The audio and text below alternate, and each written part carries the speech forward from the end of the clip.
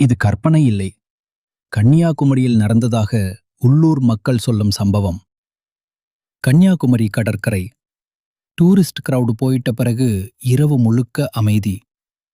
2025 December மாதம். 3 நண்பர்கள் மிடநைட்ல பீச்சுக்கு போயிருக்காங்க. vlog எடுக்க. இரவு 2:13 அவர்களில் ஒருத்தன் கேமரா செட் பண்ணிக்கிட்டு இருந்தப்போ திடீர்னு பெண்ணின் அழுகை சத்தம். அவர்கள் முதலில் இக்னோர் பண்ணினாங்க. யாராவது பிராங்க் பண்ணுவாங்கன்னு நினைச்சாங்க. ஆனா அந்த சத்தம் நொறுங்கி வந்தது. அவர்கள் கேமராவை டர்ன் பண்ணினாங்க. வீடியோவில் தூரத்தில் வெள்ளை ட்ரெஸ் போட்ட மாதிரி ஒரு உருவம் கடலுக்கு எதிரே நின்று கொண்டிருந்தது. அவர்கள் அருகே போக முயற்சி பண்ணும்போது அந்த உருவம் மெதுவா கடலுக்குள் நடக்க ஆரம்பிச்சது. ஆனா அடுத்த நொடியில் அது காணாம போச்சு. அவர்கள் பயந்து வீடு திரும்பினாங்க.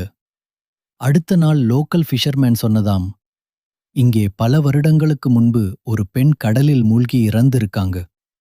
இரவு நேரத்தில் அழுகை சத்தம் கேட்கும். அந்த வீடியோ இன்னும் அவர்களிடம் இருக்கு. ஆனா பப்ளிக்கா வெளியிடவே இல்லை. இது உண்மையா இல்ல மனசு விளையாட்டா? நீங்க இருந்தா அந்த வீடியோ அப்லோட் பண்ணிருப்பீங்களா? கமெண்ட் பண்ணுங்க. இப்படி ரியல் கோஸ்ட் ஸ்டோரிஸ் வேணும்னா ஃபாலோ பண்ணுங்க.